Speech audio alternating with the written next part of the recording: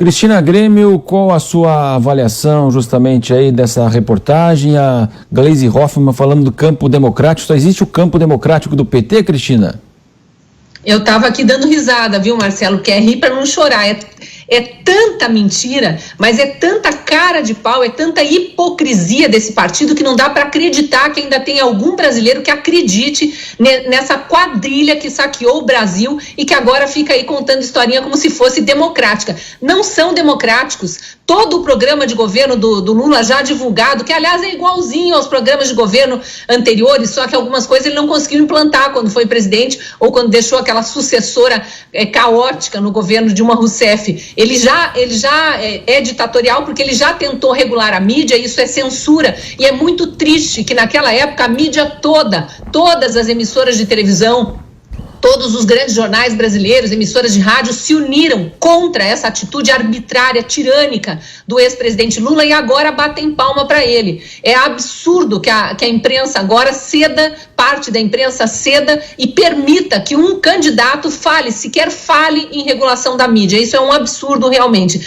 A Gleisi Hoffmann vir falar em diálogo e campo democrático até parece, né? Até parece. Fez parte do esquema todo do PT desde o início, porque ela é um dos nomes mais antigos do partido aí, tanto que é presidente do partido, já foi diretora-presidente aqui de Itaipu Binacional, na época em que o PT estava no governo, né? Aquela farra de colocar sindicalista, petista nas estatais, e agora ficam falando de bolsonaristas, assim como se fosse crime o presidente Bolsonaro ter apoiador. Eu queria fazer um comentário aqui sobre os economistas, né? O fato de Pércio Arida e do outro economista, cujo nome agora até não me recordo, não anotei aqui, terem tido destaque em algum momento, em algum outro governo, não quer dizer que isso faça a chapa de Lula ainda mais forte, até porque a chapa de Lula não é forte, é fraquíssima. Alckmin era um Zé Ninguém já dentro do PSDB, saiu quase chutado do PSDB, não queriam mais ele lá, não conseguiu sair do 2, 3% nas vezes em que se candidatou à presidência da República, então Alckmin não acrescentou em nada a chapa Lula. Lula é fraquíssimo, é um ladrão, um bandido condenado em 3 instâncias, que só foi descondenado por manobras do judiciário que ele aparelhou.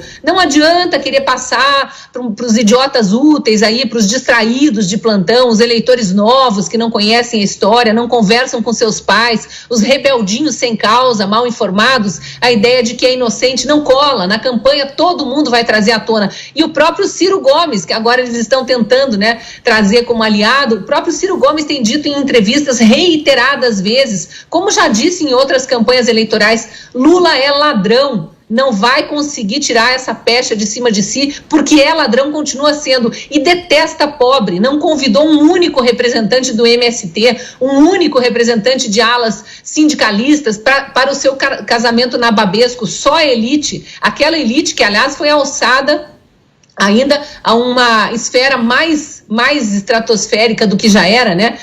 Foi ele que foi o promotor dos grandes campeões nacionais, vamos destacar aqui só Joesley Batista, para dizer um único nome, mas teve vários, todos os empreiteiros, enfim, vários empresários aí que lucraram muito na era Lula, sem falar dos banqueiros, né? Por que o mercado financeiro está flertando agora com o corrupto maior do país? Porque lucrou muito na era Lula e não está lucrando no governo Bolsonaro. Os bancos perderam 4 bilhões de reais só com a criação do Pix, e é claro que eles têm saudade da época em que eles lucravam no governo Lula e era muitos bilhões. Então a gente não pode dizer que a chapa é forte porque tem um ou outro apoio. A gente sabe exatamente quais são os apoios que Lula tem e por que ele tem esses apoios. E trazer mais 2 economistas para sua chapa não aumenta e não melhora em nada o seu programa de governo, que é um programa tirânico, comunista, nada democrático. Pode dizer o que quiser a Gleisi, não convence quem está atento e acompanhando a política. Uai, seu app de vídeos curtos.